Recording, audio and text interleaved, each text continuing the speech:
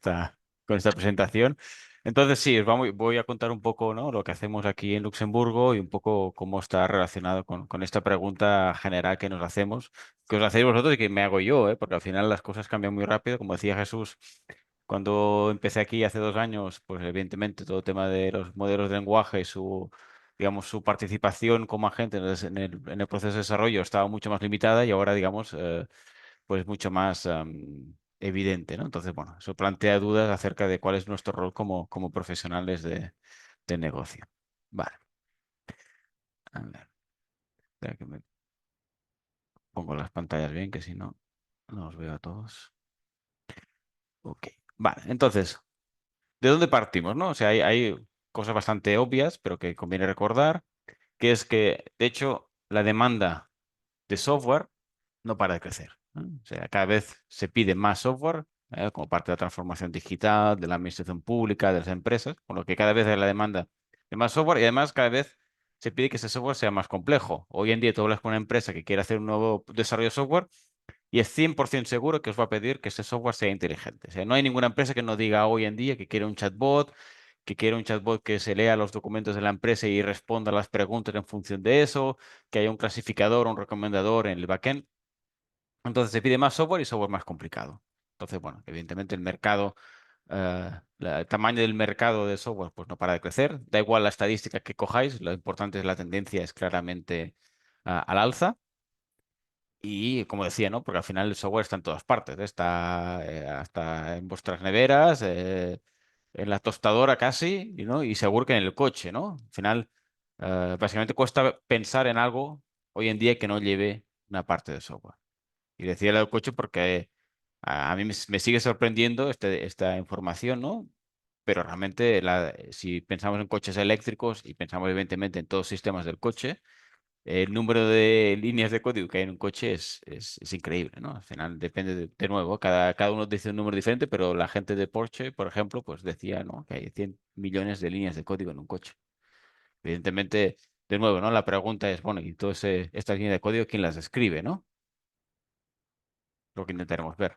Como decía, ¿eh? No solo el número, tamaño del código, sino la complejidad, ¿eh? El tema de lo que decía, por los chatbots en el e-commerce, que hay que entender el lenguaje natural, hay que saber recomendar en función de los gustos del consumidor, hay que predecir, ¿no? Qué productos mostrarle para que compre más. Entonces, al final son funcionalidades basadas en inteligencia artificial que hace 5 o 10 años no había que hacerlas.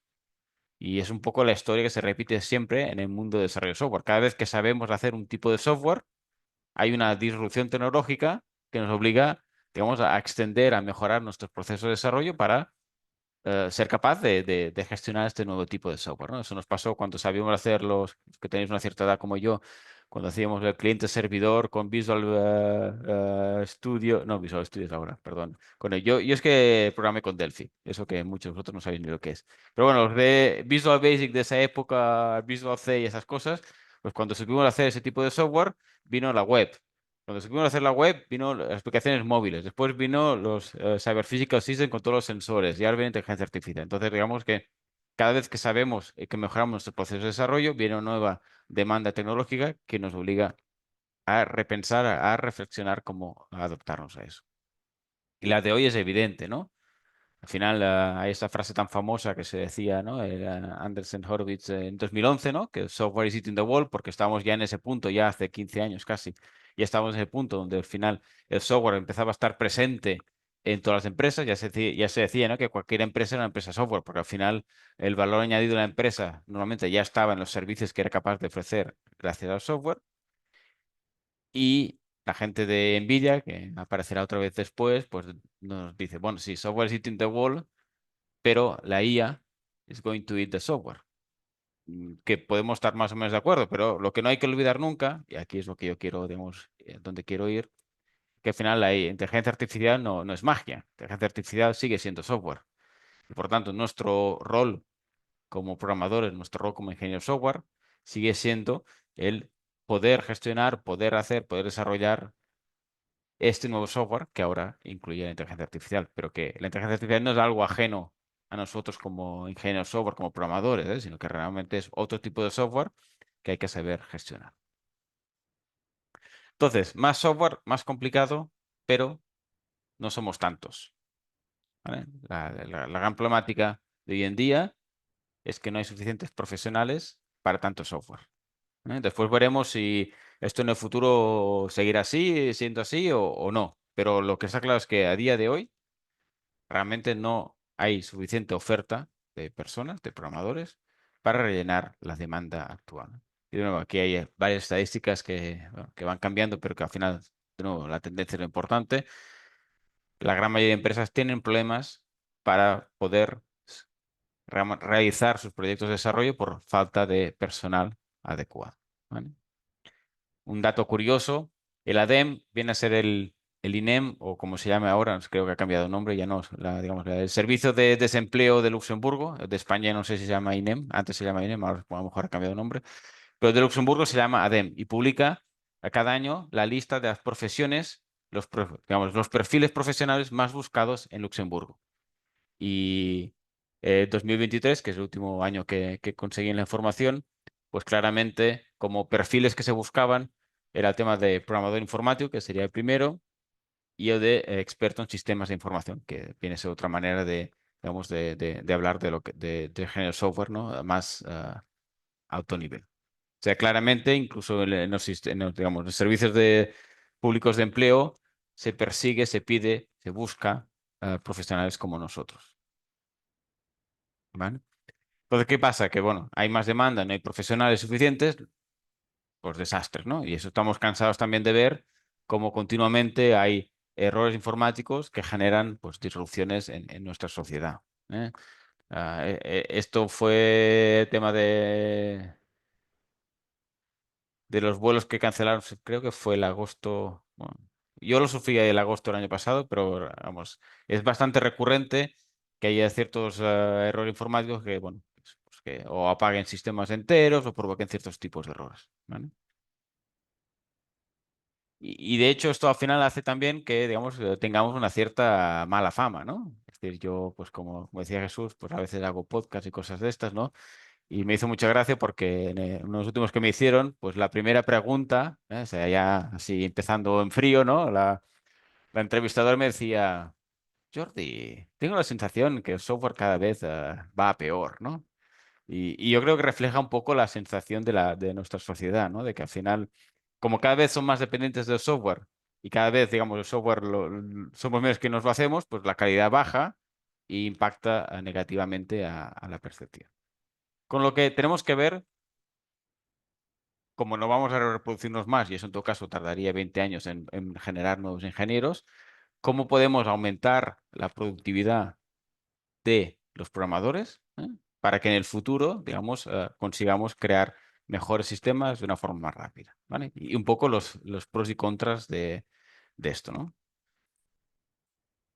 Que es un poco lo que vamos a hablar ahora. ¿Cómo aumentamos, ¿no? Y la palabra aumentar está escogida con, digamos, a conciencia a los programadores. Y veremos dos grandes estrategias para aumentar a los programadores.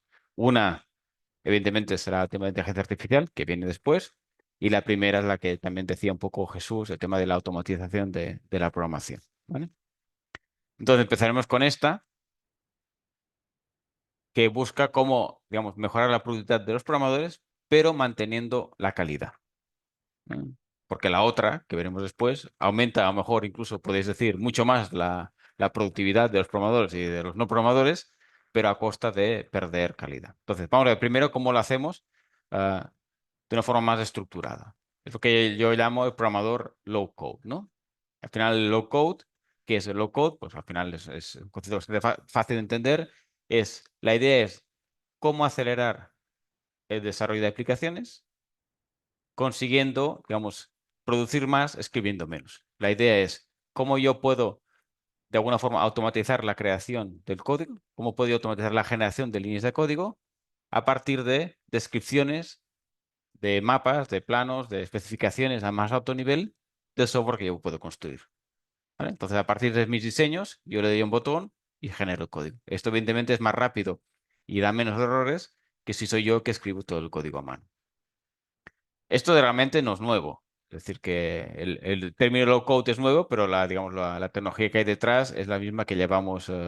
yo, Jesús y muchos otros, pues investigando desde hace 20 años y más, ¿no? Al final es una nueva reencarnación de otros conceptos previos, pero que ahora con el término low code, pues parece que está consiguiendo mucha más popularidad, ¿no?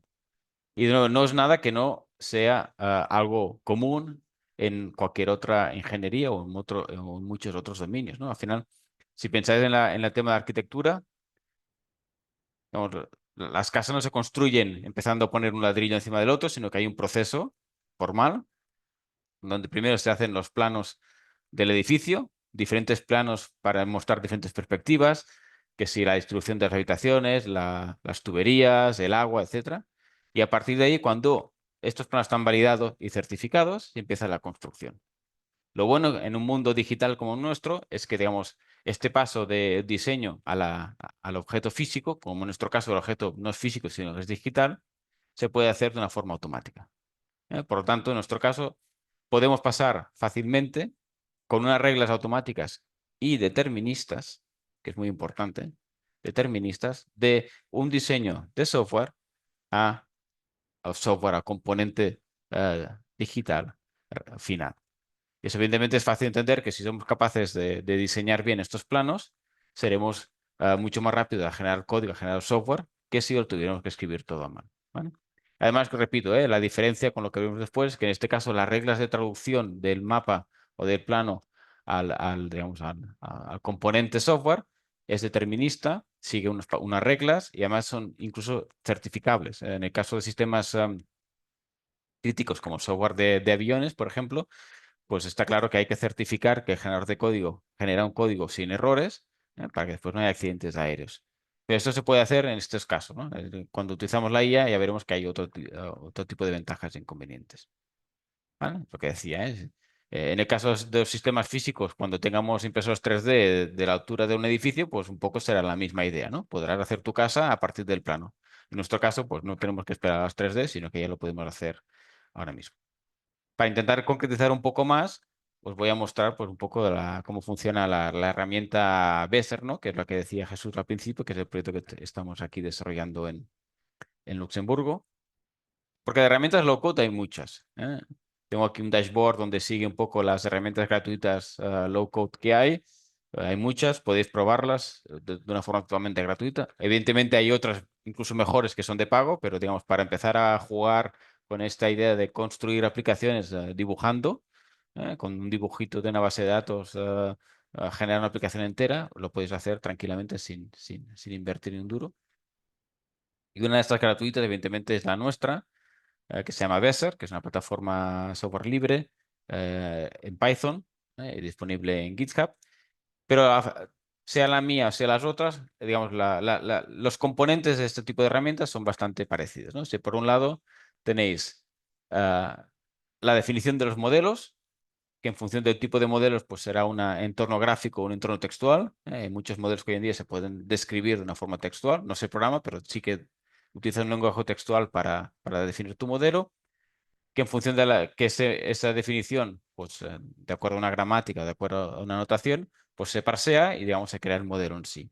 Y a partir de ese modelo, la herramienta proporcionará una serie de generadores de código, ¿vale? Donde tú escoges qué tipo de plataforma quieres, para qué tipo de plataforma quieres generar tu código, y ahí, pues las reglas de ese generador de código crearán de una forma automática el código que tú estás buscando, ¿vale? Entonces, cada herramienta, digamos, lo que cambia es el tipo de modelo que pide, aunque la mayoría son parecidos. Si habéis hecho UML, pues este tipo de herramientas la mayoría de veces utilizan una variación de lo que sería diagramas de clase UML para modelar los datos y a partir de aquí alguna máquina de estados, algún otro tipo de modelo para parte de comportamiento, pero sigue siendo el principal es el tema de diagramas de clase o modelos de R para modelar los datos de la aplicación y a partir de ahí se generan muchas cosas. Pues en nuestro caso, pues ya digo, puedes utilizar una sintaxis textual como plan UML, que es una versión de UML textual, donde fijaros, aquí decís que tenéis una class library con un name, un address, y eso se renderiza. O sea, tú escribes la parte de la izquierda, de la descripción textual, y eso renderiza el modelo de la derecha de forma automática, para que también tengas una parte visual. Pero hemos jugado también con otros tipos de notaciones. Incluso puedes hacer una foto, porque muchas veces lo que haces cuando tú estás diseñando un modelo de datos, estás ahí discutiendo en una pizarra, ¿no? Pues nada, ahora coges tu teléfono, haces una foto del modelo de la pizarra y tenemos un importador de imágenes en Bezier que, digamos, detecta el modelo que hay dentro de la imagen y te crea automáticamente la especificación formal de ese modelo en nuestro, digamos, lenguaje interno. Y funciona de maravilla. Tengo que decir que me sorprendió porque al final, simplemente con un poco de prompt engineering no tuvimos que hacer ni fine-tuning ni nada, ¿eh? Hacer un poco de prompt engineering y le explicas al modelo qué rol tiene que adoptar y qué es lo que va a recibir de entrada y es capaz de coger este tipo de imagen, con escrita a mano y con formas no perfectas y y colores y este tipo de historias y te genera un modelo bastante bien, ¿vale?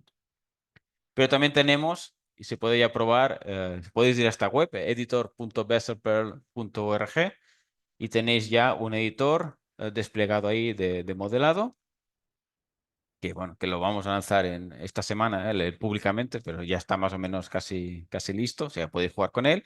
Y en este editor os aparecerá un modelador de diagramas de clase, básicamente, donde podéis crear vuestros modelos, incluso podéis poner restricciones OCL, ¿eh? Para, digamos, ser más precisos. Y a partir de ahí tenéis un conjunto de generadores que sin instalar nada y sin salir de vuestro navegador os permite pues ya generar incluso una aplicación Django. Para los que conocéis un poco de Python, es un framework web de Django, utilizando lo que es el tema de scaffolding en Django. O sea, básicamente tú solo tienes que modelar tu diagrama de clases y a partir de ahí se te genera todos los típicos formularios para crear, modificar, listar información de tu aplicación web a partir de ese modelo de datos. ¿Vale?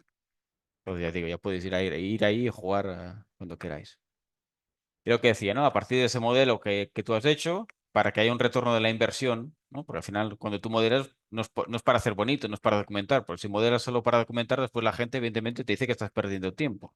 Entonces, la idea es que una vez hecho el modelo, puedas tener varios generadores de código que permitan, pues, sacar provecho de ese modelo. Y aquí tenemos, ya digo, unos cuantos, para backends puros, para SQL Alchemy, para Django.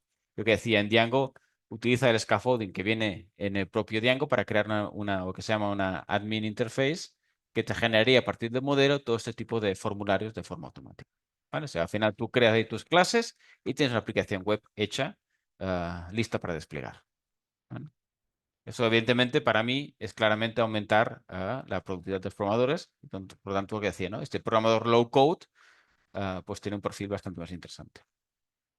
Simplemente es un ejemplo de plantilla con Jinja, que es otro librería estándar de Python, nada que hayamos inventado nosotros, que se utiliza mucho, que hay mucha documentación, con lo que para que reinventar la rueda. Simplemente es para que veáis que la transformación del modelo al código es determinista. O sea, nosotros generamos código con esta aproximación low code, pero ese código no hay que revisarlo porque no hay errores. Es decir, si la plantilla está bien, cada vez que tú dices esta plantilla vas a tener un código correcto. O sea, solo lo único que hay que revisar, evidentemente, es que la plantilla funcione.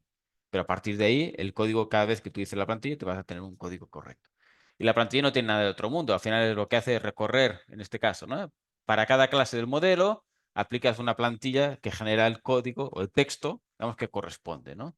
En este caso estás generando clases, pues para cada clase que esté en el modelo, pongo el iterar class, a continuación pongo el nombre de la clase que viene en el modelo y empiezo con los atributos, ¿vale? Y la tabla a la que está relacionada, esto es SQL ¿vale? Entonces ya digo, es un tipo de plantilla donde vas rellenando, es como las plantillas, si habéis alguna vez programado páginas web dinámicas, ¿no? Las típicas plantillas de JSP, ¿no? Que rendericen HTML en función de los datos que tengáis detrás, un poco el mismo principio, ¿vale? Bueno, tenemos muchos generados, tampoco no hace falta. Hemos visto la parte buena, ¿no? Es decir, oye, tú con 3 dibujitos, dibujando un poco, apretas un botón, se te genera el código además es perfecto, es funcional, puede ser óptimo si la plantilla está bien hecha, es determinista, etcétera. Evidentemente, siempre hay limitaciones. Las limitaciones son que con esto generas un 80% del código, eso quiere decir que el 20% que queda hay que hacerlo a mano, porque al final hay cosas que son muy difíciles de modelar. Y que este tipo de sistemas funcionan muy bien para cierto tipo de aplicaciones. Todo lo que sea aplicaciones, ¿cómo se llama? Data driven, ¿no? O sea, aplicaciones que básicamente gestionan y manejan datos, perfecto.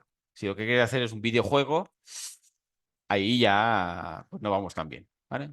Entonces ya repito, un poco depende de para qué queráis. Evidentemente, ¿se puede crear vuestra propia herramienta low code para crear videojuegos? Sí. Yo lo que digo es que, digamos, las herramientas estándares como la nuestra están pensadas para un cierto tipo de aplicaciones. Para todo demás, tendréis que ser vosotros mismos quienes creéis los lenguajes, los generadores, etcétera, para poder adaptarlo a vuestro dominio. ¿Vale? Entonces, si tenéis que hacer muchas aplicaciones en un mismo dominio para cuando no hay una herramienta low code, vale la pena la inversión. Si es solo una vez, pues ahí seguramente ya no vale tanto la pena. Como decía Jesús, pues si queréis ver cómo hacer vuestros lenguajes y tal, pues os compráis el libro y así estamos todos contentos. Hemos visto programador low code. ¿Eh? Hay una versión más extrema, que es, digamos, ya lo que gusta a mucha gente llamar citizen developer, ¿no? El programador ciudadano. Básicamente la idea es que ese señor no tiene que programar nada. La versión anterior tenemos un programador que producía más gracias a herramientas low code. En ese caso va a un caso extremo que dice, bueno, como no hay suficientes programadores, pues nada, oye, cojo a mi madre y la meto a programar. ¿Vale? ¿Por qué? Porque como con las herramientas, lo que sea no code, como su nombre indica, pues básicamente la idea es que son herramientas con las que cualquiera puede generar aplicaciones sin tener que escribir una sola línea de código. ¿Vale? Y hay muchísimas, evidentemente. Ah, evidentemente también hay trampa, ¿no? Es decir, si tienes que crear aplicaciones sin programar, eso quiere decir que el tipo de aplicaciones que tú puedes crear están muy preconfiguradas. Aquí estamos hablando básicamente de utilizar herramientas que ofrecen unas plantillas, unos pipelines para, digamos, a conectar plantillas entre ellas y que no te puedes salir de ahí porque si no tocaría el programa. Entonces, bueno, evidentemente eso limita bastante las cosas, pero al mismo tiempo se va muy lejos con un Excel, se va muy lejos con un WordPress, ¿no? Para todo lo que sea aplicación web.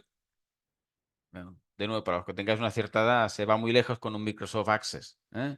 Que en mis tiempos, básicamente, ahí la gente, cualquier administrativo, cogía el Access, se hacía su base de datos, sus formularios y se gestionaba sus cosas sin llamar a los de informática porque estaban muy ocupados y no venían nunca. Quiero decir que evidentemente no harás aquí de nuevo un videojuego o una aplicación móvil complicada, pero hay muchas necesidades de programación que se solucionan pues cogiendo un paquete ya preconfigurado y simplemente ayudando un poco en la instalación. ¿Vale? Esto es la primera, digamos, la primera visión de cómo aumentar los programadores. Para mí la clásica, pero que funciona mientras te quedes en los parámetros en los que esas soluciones funcionan. ¿Vale? Evidentemente, hoy en día hay otra, que es la que todo el mundo está mucho más excitado y mucho más entusiasmado, que es básicamente el utilizar la inteligencia artificial. Que da una potencia que digo, infinita, ¿no? Porque en teoría no sabemos cuál es el límite, pero que evidentemente con unos resultados, bueno, discutibles, ¿no? Entonces, si nos vamos a este campo, hemos visto que antes teníamos el programador raw code y el programador ciudadano. Aquí vamos ya a la versión del programador agente, que básicamente es un programador que deja que un agente inteligente pues haga un poco el trabajo por él, ¿no? Evidente.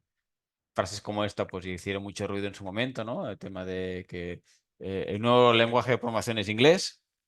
¿Mm? Me atrevería a decir que incluso español, porque llegado a este punto dudo mucho que haya ninguna diferencia entre el rendimiento de utilizar agentes hablándoles en inglés o hablándoles en español. Otra cosa sería con lenguajes más pequeños, ¿no? Donde seguramente los modelos no están tan bien entrenados, pero si hablamos de español, inglés, incluso seguramente francés, pues no creo que haya mucha diferencia. O sea que incluso podría decir que el lenguaje de programación más sexy hoy en día es el español, si os apetece. No os voy a explicar qué es un agente porque entiendo que sería tratar de tontos. O sea, yo estoy seguro que todos vosotros utilizáis Copilot, Claude o cualquier de estos sistemas, ¿no? Hoy en día para programar. Y si no, por favor, empezad ya porque es un poco ridículo si no lo habéis hecho todavía. Sabemos, ¿no? Que hay muchas estadísticas. La gente de GitHub mismo, pues que llegaba a más de acelerabas más del 50%, ¿no? La producción de código. Bueno, de nuevo, las estadísticas son muy relativas. Lo que hay que hacer es probar. Y yo os puedo decir, por ejemplo, que este dashboard del que os hablaba antes, ¿no? Que es un dashboard sencillito, es una aplicación Streamlit, que si no lo habéis probado, pues también vale la pena para hacer aplicaciones rápidamente. Es otro framework de Python que permite desplegar en su cloud pública sin tener que instalar nada ni contratar vuestra cuenta en Amazon ni nada de eso, con lo que también es muy práctico. Bueno, da igual. La aplicación Streamlit, esta dashboard que tenéis aquí, básicamente coge datos de GitHub, hace una petición a GitHub sobre los proyectos que hablan de low code y a partir de ahí pues construye un dashboard y unas visualizaciones agregadas de información con unos filtros, nada del otro mundo, pero si yo lo hubiera hecho a mano, me hubiera costado pues no sé, 2, 3 días seguro, porque soy muy mal programador.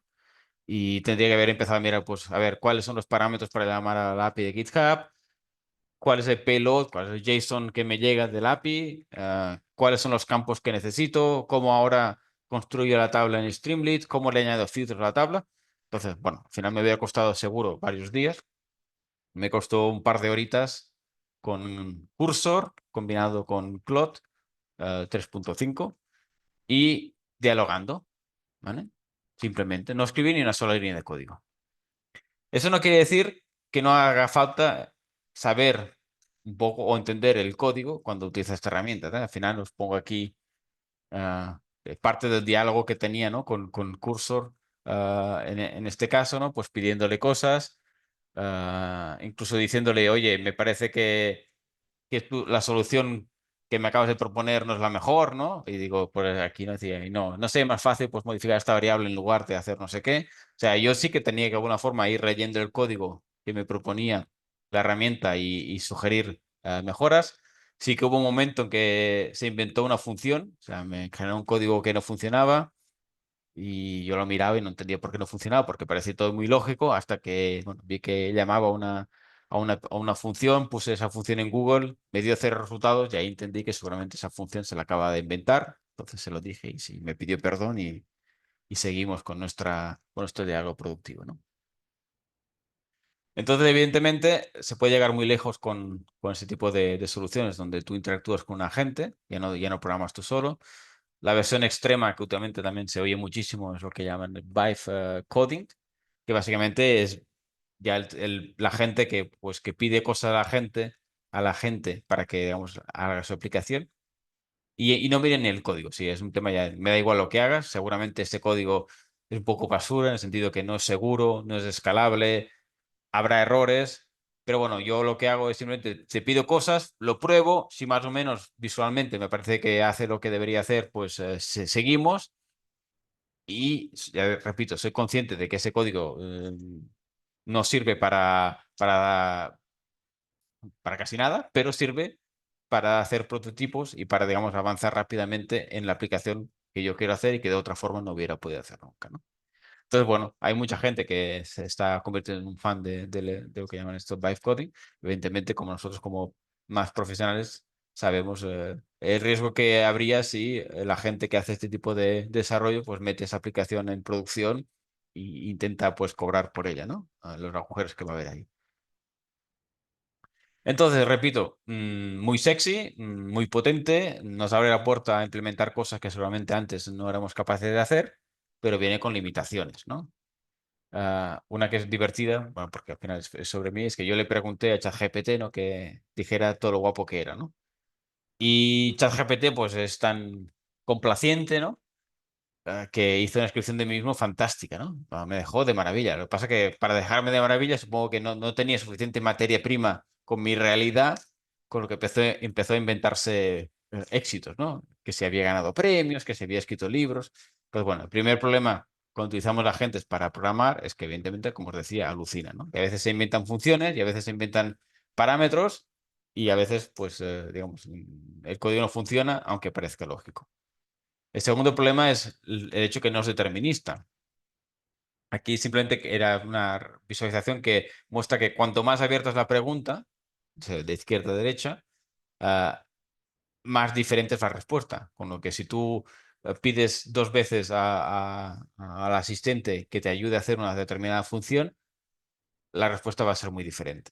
¿Vale? Y eso a veces va bien cuando queremos explorar soluciones, muchas veces va mal porque eso implica que no podemos fiarnos de que si repetimos un software o un tipo de tarea de implementación que hemos hecho antes, no habrá que verificarlo porque ya lo hemos hecho en una cosa anterior. No, habrá que volver a revisar ese código porque cada vez que pedimos un código nuevo, la respuesta es completamente diferente. Y el tercer tipo de problema, voy a ir más rápido aquí porque al final es un tema bastante amplio, es el tema de los sesgos, ¿no? Los biases en inglés.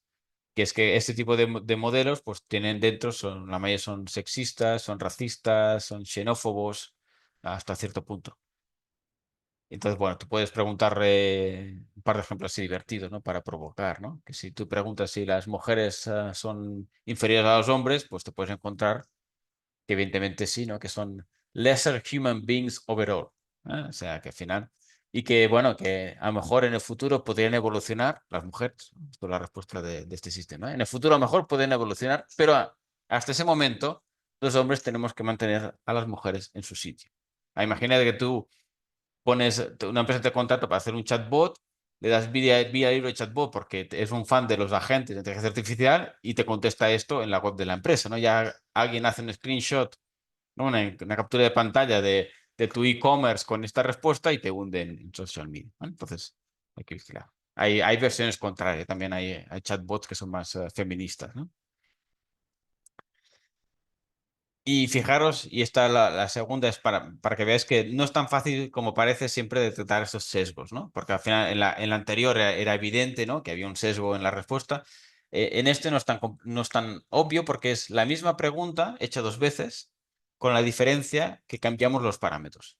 O sea, en la primera preguntamos si un país judío tiene el derecho de atacar a un país musulmán si sospecha que este país musulmán lo ha atacado primero, y la respuesta es que sí. Haces la misma pregunta, pero al revés. Y pregunta si un país musulmán tiene derecho a atacar a un país judío si considera que el país judío lo ha atacado, y la respuesta ahora es que no. O sea, esos son sesgos que solo se detectan gracias a una comparación cambiando los parámetros, ¿vale?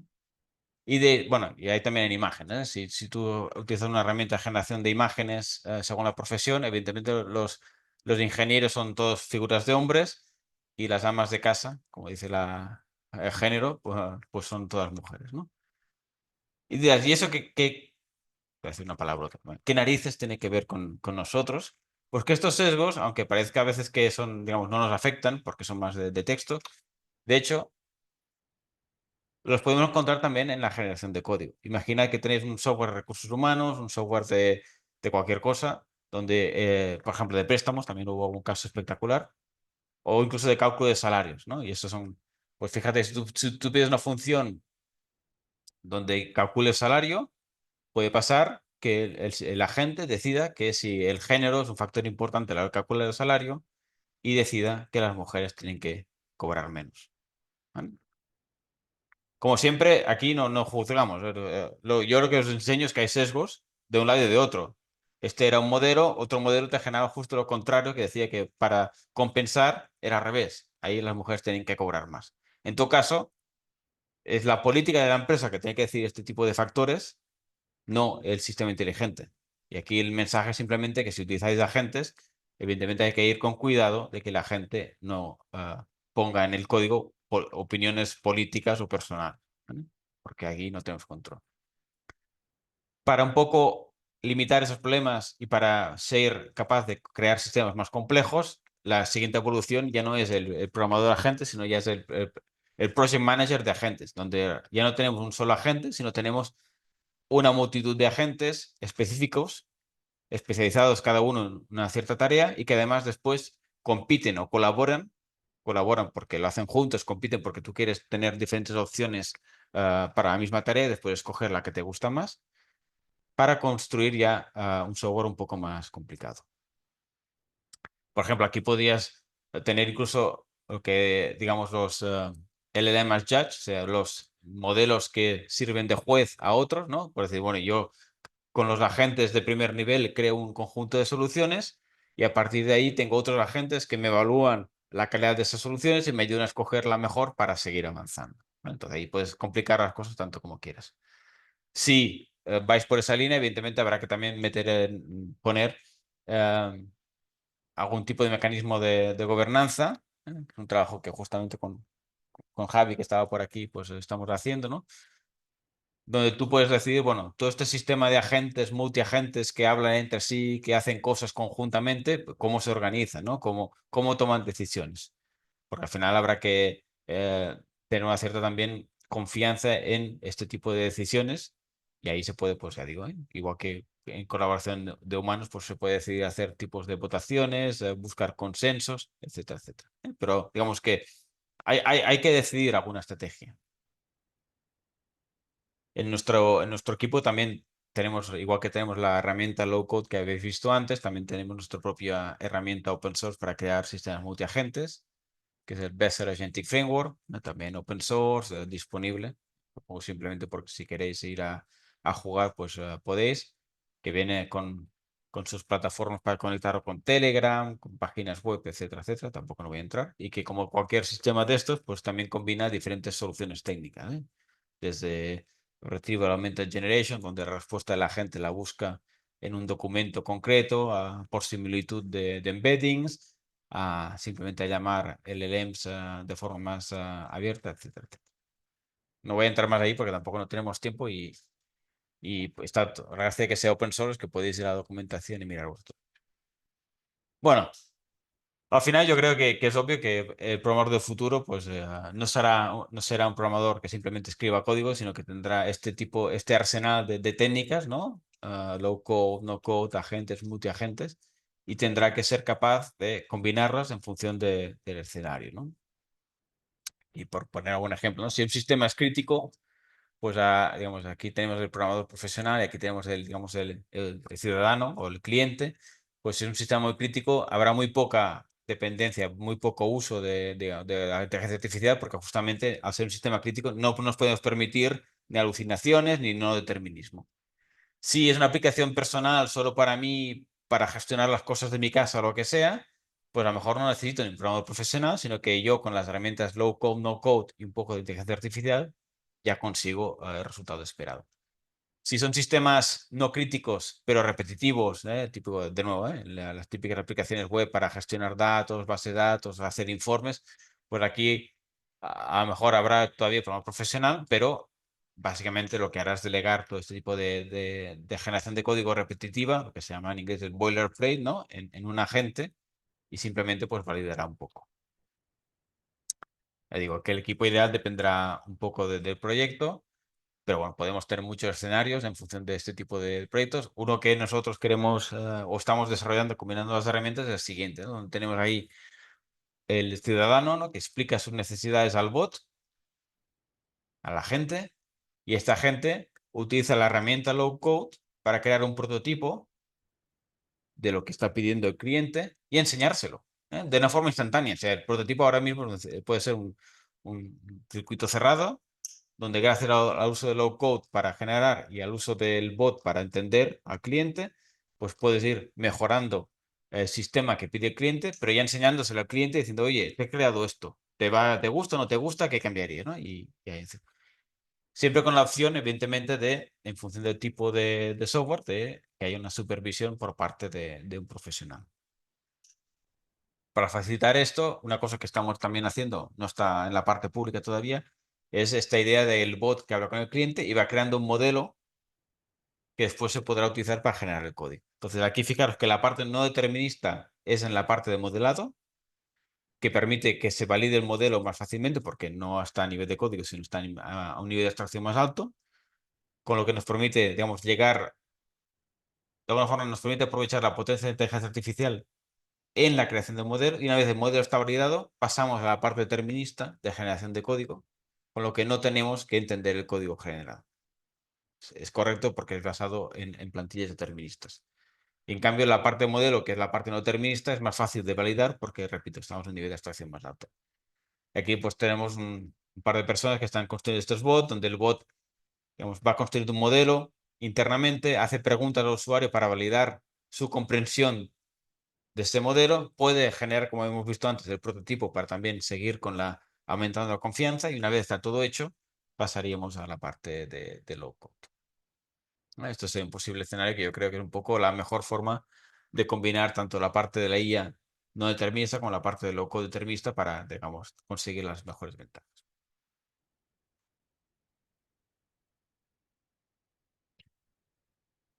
Entonces, la pregunta un poco final ya para ir cerrando es si al final con todo este tipo de herramientas tenemos más o menos programadores, ¿no? Porque claro, el señor de Nvidia, que es lo que dijo no hace mucho, ¿no? Que básicamente sería estúpido aprender a programar, ¿no? Porque la IA lo hará todo por ti. Evidentemente, este señor se dedica a vender, se dedica a hacer dinero con la IA, con lo que es evidente que va a decir que la IA es lo más importante del mundo, ¿no? Pero sí que hay algunas opiniones que básicamente dicen, bueno, yo cojo agentes, el vibe coding que decía antes, ¿no? Pues no hace falta programar nada. Bueno, yo creo que al final esto es evidente que no es de todo así, sino que hay sitio para todos. Y de hecho hay mucha gente que dice o que en el pasado, si miras qué ha pasado anteriormente, cada vez que se ha automatizado un proceso en otros dominios, ¿no? No es que, digamos, a lo mejor inicialmente ha caído un poco la demanda, pero al revés, después se ha multiplicado. ¿Por qué? Porque al final lo que permite la automatización no es quitar trabajo, sino abrir nuevas posibilidades. ¿Vale? Por tanto, hay mucha gente que dice que no es que vayamos a hacer menos programadores, sino que vamos a necesitar más programadores porque gracias a que podemos hacer más cosas, la gente se da cuenta de que quiere aún más de lo que ya está haciendo, ¿no? Entonces, digamos, se multiplica la oferta por un lado, ¿vale? Aunque, digamos, haya más, perdón, se multiplica la demanda aunque haya más oferta, ¿no? O sea, el hecho de que haya gente que haga la parte aburrida permite a la gente soñar más, ir más allá, ser más ambiciosos y pedir mucho más. Y ese mucho más todavía no estaría al alcance de los agentes, ¿vale? Y esto es un círculo que va aumentando. Yo digamos, la clasificación que me encanta es esta que tenéis aquí, de un libro de Kai-Fu Lee, donde básicamente él intentaba clasificar qué tipos de trabajo estarían protegidos de la inteligencia artificial, ¿vale? Y a mí el resumen que me gusta es, evidentemente, estar a salvo si aportas valor.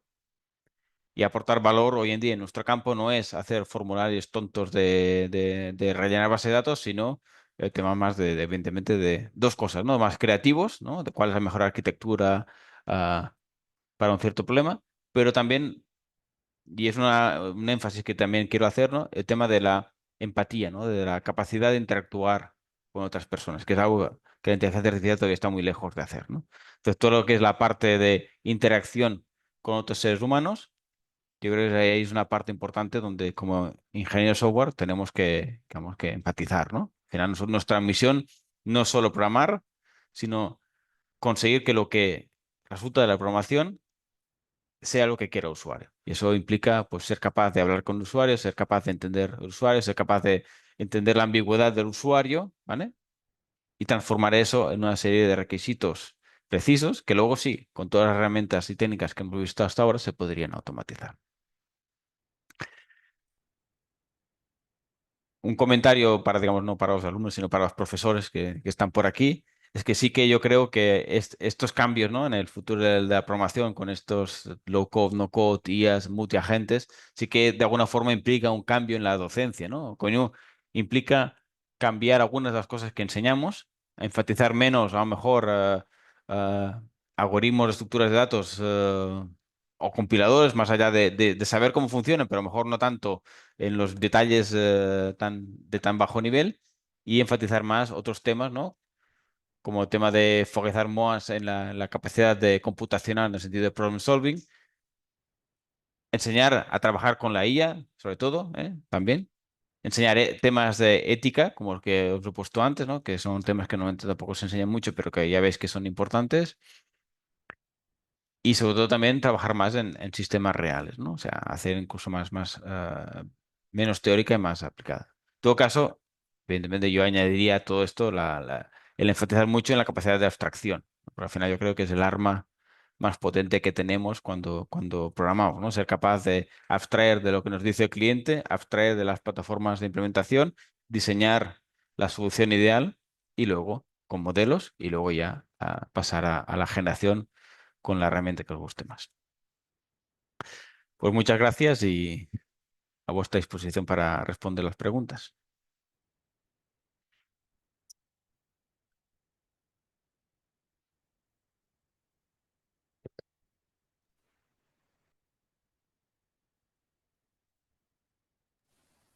No se te oye, Jesús. No se te oye. Está muteado. Sí, decía que muchas gracias, Jordi. por tu excelente charla y al final has dejado un montón de cuestiones para discutir. Y bueno, como he dicho ya a través del chat, pueden, los asistentes pueden lanzar preguntas, pueden escribirlas a través del chat o simplemente levantar la mano y yo iré pasando la palabra conforme vea mano levantada, ¿no? Gente que quiere participar. Bueno, Bueno, sí, José Ramón. Hola, muchas gracias Jordi. La verdad es que es un tema muy interesante y una cosa que siempre viene preocupando es si el futuro de los programadores está en juego con esto. A mí me queda una curiosidad, una duda, y es Ujú. que por un lado el que programen también los agentes es porque están entrenados con la experiencia de los programadores, ¿no? Han cogido bases como Stack Overflow y se han entrenado a partir de la experiencia humana de programadores. Pero claro, si los programadores cada vez son menos necesarios y van a programar menos, significa que en el futuro no van a tener esa realimentación. A donde quiero llegar es si todo esto del copilot y los agentes no va a estancar la evolución de los lenguajes de programación. Realmente, como dices tú, hay bastantes autores que dicen que estamos llegando ya, ¿no? Al límite, porque como no hay nuevas, cada vez se programa menos humanamente, pues claro, hay menos material para reentrenar, ¿no? Yo creo que es posible. Otra cosa es que también yo creo que independientemente de los datos que estén disponibles para entrenar, la propia arquitectura de los LLMs también llega a su límite, ¿no? Si nos fijamos en lo que dicen los expertos en temas de IA, hay que empezar ya a pensar en nuevas arquitecturas de machine learning que vayan más allá de la arquitectura actual basada en transformers, ¿no? Y pasar ya más a un tema que combine la parte que añada, digamos, semántica y la parte simbólica a estos modelos, ¿no? De forma que no tengan que aprender de cero cada vez, ¿no? Entonces yo creo que entre las dos cosas vamos a ver claramente que habrá nuevas arquitecturas próximamente para, digamos, ir más allá de lo que pueden hacer hoy en día, que de todas formas está bastante bien, ¿eh? Sí, eso sí. Muchas gracias. Bien, más cuestiones. Yo tendría una. ¿Se me oye? Ujú, Sí, sí, perfectamente.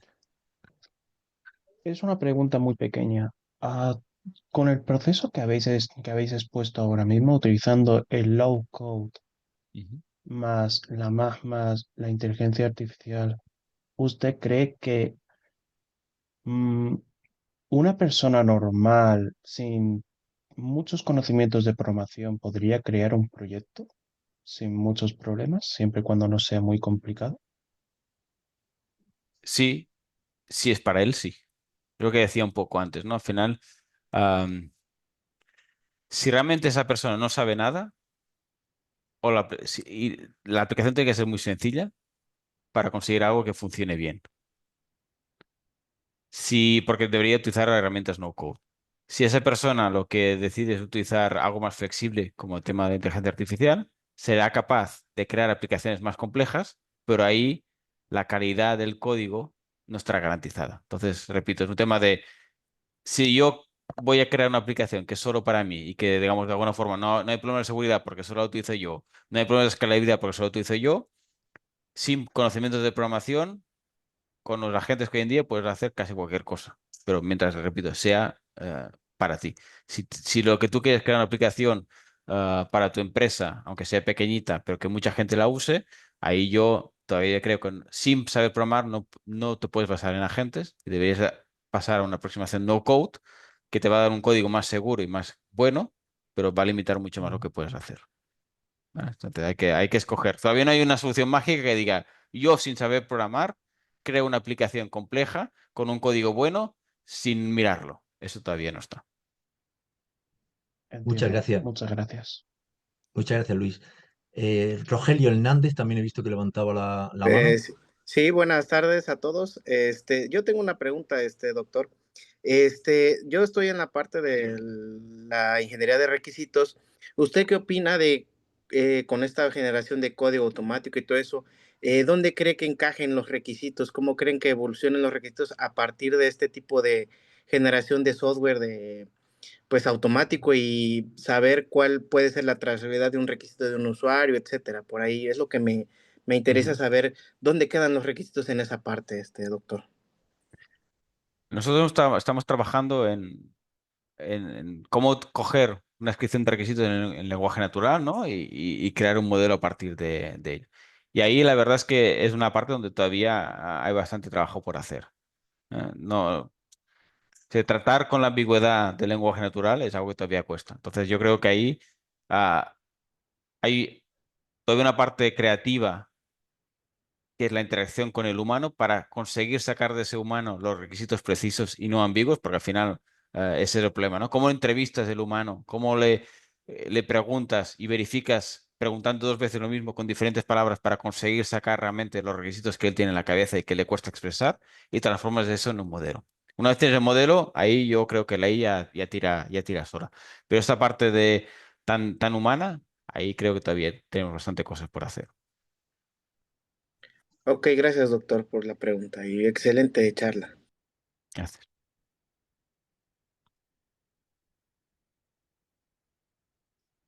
Lo que sí parece ahí, Jordi, por la pregunta que hacía Rogelio, porque no sé, a partir de requisito, pues te genera bastante bien lo que son historias de usuario, que sí que tendrás que probar. Vamos, que una primera aproximación, si no, en fin, está bien, ¿no? De lo que hay ahora, ¿no? Es decir, que, o incluso y luego también generar test de aceptación, que también son muy cercanos a, no sé, por pruebas que he estado haciendo está bien, ¿no? Pero fíjate, por ejemplo, nosotros tenemos ahí un estudiante de doctorado ha aplicado Chain of Thought, que es una estrategia, ¿no? Para conseguir mejorar la calidad de los modelos de IA aplicado a tareas complejas, ¿no? Porque divide el problema en varias fases y le damos una descripción de requisitos en lenguaje natural y le pedimos que saque un modelo a partir de ahí, ¿no? Y eso, bueno, más o menos lo hace hasta cierto punto bien, hay cosas que se dan mejor y cosas que se dan peor. Pero yo creo que el problema, lo que decía Rogelio antes, es que ya, si tú le pides a un cliente que te escriba los requisitos, lo va a hacer mal. Bueno, sí, Van a ser incompletos, van a ser ambiguos, a lo mejor son inconsistentes. Entonces yo creo que la parte todavía más rica y más humana es este diálogo con el cliente para conseguir unos requisitos que sean buenos. A partir de ahí podemos automatizar muchas cosas, pero muchas veces el problema del cliente es que no sabe expresar los requisitos, o los entiende mal, o el jefe los ve de una forma y le pregunta al que hace el trabajo y te dice que es al contrario, ¿no? Toda esa parte humana es donde todavía los agentes no llegan. claro, claro, yo he jugado, pero era yo el que escribía Claro. escribía la especificación y tal, vale, sí. ¿Más cuestiones? Yo tengo una curiosidad, tanto como a usted, Jesús, como a Jordi. Yo pensaba que la inteligencia artificial, como ha llegado a un punto en el que hay algunos casos en los que al usar ChatGPT, aunque se le deje sin un contexto, se acerca bastante a lo que uno quiere. Por ejemplo, si no se le habla de un término en concreto, él presupone X cosa que normalmente en mi caso se ha acercado dentro de lo que cabe. Tanto usted, Jordi, como Jesús, habéis intentado ese trabajo de requisitos con el chat GPT o con otro modelo y no se ha conseguido acercarse, o sea, no se ha conseguido sacar unos requisitos precisos por parte de ChatGPT o otro modelo. Eso es lo que habéis estado comentando, ¿correcto? Claro. Y evidentemente Sí, eso. que si tú pides a ChatGPT que te genere un modelo o unos requisitos para una aplicación típica de recursos humanos, te va a generar mucha información útil. No, me refiero Ah, que el propio cliente le ujú, diga a ChatGPT los requisitos en ujú. lenguaje natural, de su modo y etcétera, y que ChatGPT sea capaz de sacar esos requisitos en condiciones para que nosotros lo entendamos. Sí, sí, Porque sí, por sí sí. solo, dentro de lo que cabe, si nosotros le estamos machacando muchísima información en la que le falta contexto y etcétera, desde mi punto de vista, creía que ChatGPT tenía ya bastante experiencia, entre comillas, en adivinar qué es lo que más nos conviene, entre comillas, o adivina el contexto. No sé si me explico. Sí, sí, sí, sí. Y lo que decía un poco antes, ¿no? Que sí que llega a un resultado aceptable, pero en tu misma pregunta hay muchos condicionales, ¿no? Se acerca bastante, entre comillas, ¿no? O sea, eso no quita o eso no elimina la necesidad de que todavía haya el experto en generar requisitos que incluso huela, ¿no? Por en experiencia previa, potenciales problemas en esa descripción de requisitos. Si yo no me quejo tanto de la capacidad de la IA de entender el texto del usuario, incluso complementarlo un poco en función de conocimiento pasado, pero sí que, digamos, tengo dudas de la capacidad de un cliente de expresar él mismo los requisitos, ¿no? Porque en mi experiencia, cuando yo trabajaba de programador, hace ya mucho tiempo, ¿no? Pero bueno, en la empresa privada, el problema era que muchas veces los requisitos que te decía el programador, perdón, los requisitos que te decía el cliente no eran buenos. Él mismo se equivocaba y la gran tarea era llegar a estar seguro de lo que quería esa persona, porque ni él mismo lo sabía, ¿no? Vale, entonces igualmente ayuda, pero igualmente hay que... Claro, ChatGPT como tal no corrige al escritor en muy pocos casos. Eso sí que me he dado cuenta. En algunos casos da por hecho algunas cosas y nosotros tenemos que rectificarlo. Vale, comprendo. Muchísimas Muchas gracias. gracias, Luis. Muchas gracias. Vamos a ver, los alumnos del máster, no veo que ninguno haya preguntado, lo cual los deja en muy mal lugar o no sé, que son... Vamos a ver, ¿alguna pregunta más? Mientras Jesús, mientras se anima algún estudiante del máster, yo es que no he visto lo de las manos, no he visto cómo levantar la mano, perdonad. Yo quería, bueno, agradecer a Jordi por la charla, que me ha parecido también muy interesante. Y quería sacar un término que he estado leyendo yo últimamente relacionado con todo esto de la aplicación de la IA en distintos contextos, que es el tema del human in the loop. Claro, la primera acepción básica de esto es pues una persona que sea capaz de verificar que aquello que ha escrito la IA tiene sentido y funciona y tal. Pero por otro lado, otra acepción de esto del human in the loop, y quería saber un poco tu percepción al respecto, era eh, mm, os decía que es importante para no perder nosotros la habilidad, en particular imagínate como programadores, pues para no perder nosotros la habilidad como programadores, para que nuevas personas se puedan formar en la programación, tienen que programar, es necesario programar. Y si lo dejamos todo a que lo haga la IA por nosotros, los que sabemos vamos a desaprender y los que no saben, desde luego, no van a poder aprender. Y entonces nadie va a ser capaz de verificar que aquello que hace la IA está bien o está mal. ¿Cuál es tu percepción? ¿Cuál es la posible solución ante todo esto? Yo creo que ese problema no está ni ligado a la IA, ¿no? A ver si voy a ser provocativo si quieres, ¿no? ¿Cuántos profesores de la Facultad de Informática saben programar? Muchos, muchos no saben, ¿no? ¿Ya?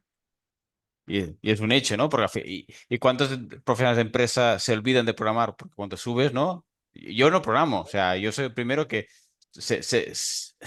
no me atrevo a decir que sé programar, ¿no? Evidentemente sabía programar, ¿no? Y algo sería capaz de hacer, pero ya no me atrevo a decir que sé programar. Entonces, yo creo que es obvio que cada vez sabemos menos programar, ¿no? Y ya no solo porque programas más o menos, sino porque estamos al nivel de abstracción más alto, ¿no? Al final, muy poca gente sabe programar en lenguajes ensambladores, ¿no? Hoy en día. Creo que todavía lo enseñamos en las facultades, pero yo cuando, digamos, yo los tuve que hacer, yo me acuerdo que uno de los primeros programas fue un juego donde una parte del juego era ensamblador para utilizar la parte de representación en las pantallas gráficas, ¿no? Porque bueno, eso ya muy poca gente sabe hacerlo porque no hay esa necesidad.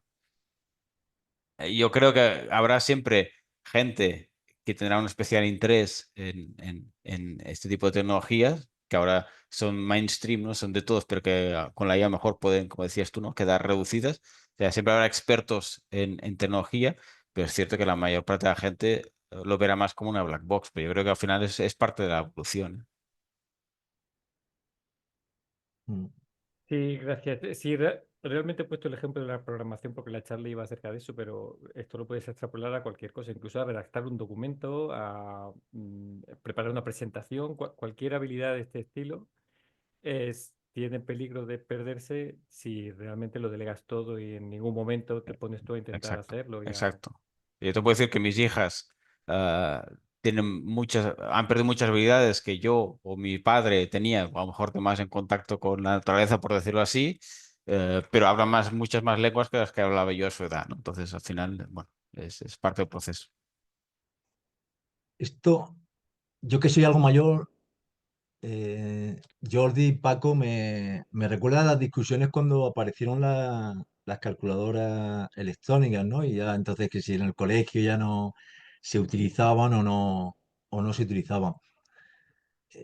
Vamos, mi reflexión por aportar algo es que yo creo que en el momento actual y durante un corto o medio plazo, yo diría que lo que es la formación en desarrollo de software, de trabajo desde la programación, donde efectivamente la importancia está en el problem solving, como decía antes Jordi, hasta todo lo que tiene que ver con lo que se enseña en cursos superiores, de bases de datos, de prácticas continuas, no sé, lo que estamos viendo en el máster, en lo que se ve en el grado, yo creo que va a seguir siendo necesario y fundamental por lo que comentaba antes Jordi, ¿no? Hay, hay un jefe del equipo de Developer Experience en Gmail, en Google, que habla de la paradoja del 70%. Y es que tú con inteligencia artificial generativa, pues vale, pues digamos que el 70% de lo que es la aplicación se genera y bien, y está ahí, pero luego hay un 30% que requiere cuestiones arquitecturales, que requiere enfrentarte a los fallos que hay, y eso, si tú no tienes muy buena experiencia, si tú no tienes una buena formación en ingeniería de software, eso eres incapaz de resolverlo, ¿no? Entonces, yo creo que lo que es la educación, la formación universitaria en ingeniería de software, creo que es totalmente necesaria. Entonces, lo que dice el de NVIDIA para mí está totalmente equivocado.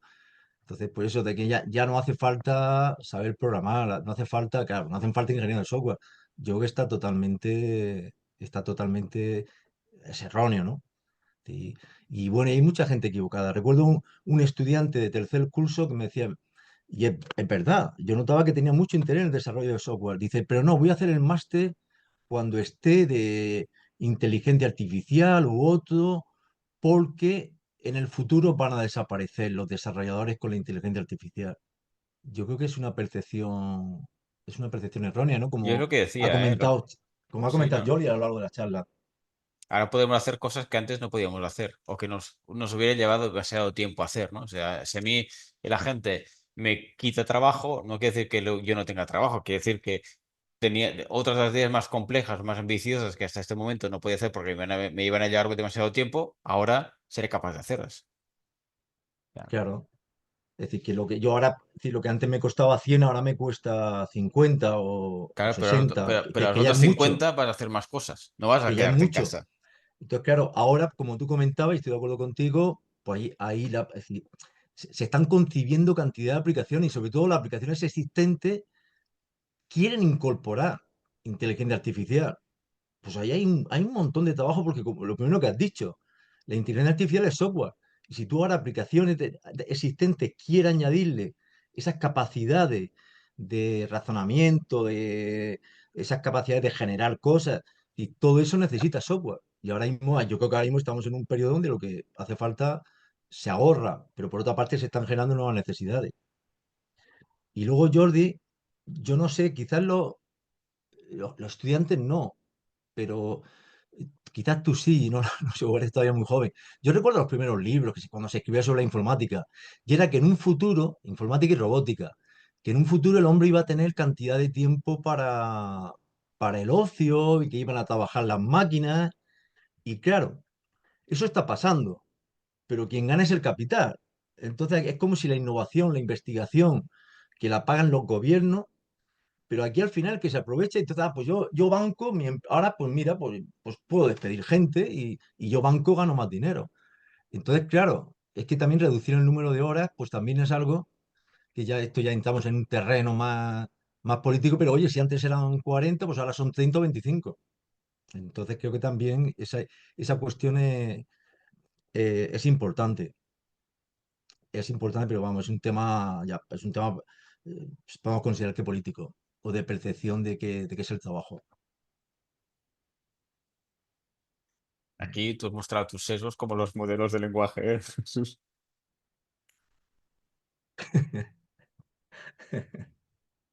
Sí, hemos estado muy secos. Bien, cuestiones. José Ramón Guillén, que estás en la asignatura de generación automática de código de poco éxito, aquí en el máster. ¿Alguna pregunta, José Ramón? No, la verdad es que muy interesante la charla, pero no se me ha ocurrido ninguna pregunta. Vale, muy bien. Don Yue, que también es muy inquieta preguntando. De momento no tengo ninguna pregunta. Vale, muy bien, muy bien, De muy todas bien. formas, cualquier pregunta que tengáis Vale, después, me ha estáis... gustado, Jordi, lo que has dicho de que no se le tenga miedo, bueno, al uso de Copilot y todo y lo que es los modelos de lenguaje en general dentro de lo que es el contexto universitario, ¿no? Entonces, pues hay compañeros, compañeras, ¿no? Con preocupación, porque antes se evaluaban de una forma que ahora pues no pueden evaluar porque los ejercicios los puede resolver perfectamente, pues, bueno, ChatGPT o cualquier LLM, ¿no? Lo cual para mí eso quiere decir que cambia. Lo importante es que el alumno adquiera las competencias, pero cambia esa evaluación que hace, esa evaluación a la de otro modo. Sí, y para eso no tengo, primero porque no enseño, pero segundo, la verdad es que no tengo buena respuesta. Es obvio que es así, es obvio que hay que repensar lo que se pregunta. No, para mí no implica que la forma de preguntar antes, porque hay gente que dice, bueno, sí que si el LM lo puede resolver es que el ejercicio del profesor o el examen del profesor no está mal hecho. Tampoco no creo que sea así, No sinceramente, es eso. pero sí que hay que repensar la estrategia y ahí, no sé, Claro. eso ahí, Ujú, ahí se me escapa yo, sinceramente. ujú. Bueno, no sé si hay alguna última pregunta, porque claro, los agentes hoy en día son lógicos y no físicos, y no tengo ningún agente que se vaya a buscar a mi hija a la escuela, o sea que en 10 minutos tengo que irme. Pues nada, Jordi, pues muchísimas gracias de nuevo por aceptar la invitación, por la charla tan estupenda. Y bueno, pues seguimos en contacto y a todos los que han asistido, pues muchas gracias por asistir. La charla también estará disponible, la grabación de la charla estará disponible, ya se pasará un enlace. Y por mi parte, pues nada más. Bueno, animar a todos a utilizar Besser, que no cuesta nada probarlo, y si tenéis más preguntas o dudas, pues ya sabéis dónde encontrarlo. ¿De acuerdo? Gracias de nuevo, Jesús, y seguimos hablando. Muy bien. Hasta luego, Jordi. Chao. Gracias. Hasta luego. Gracias. Hasta luego.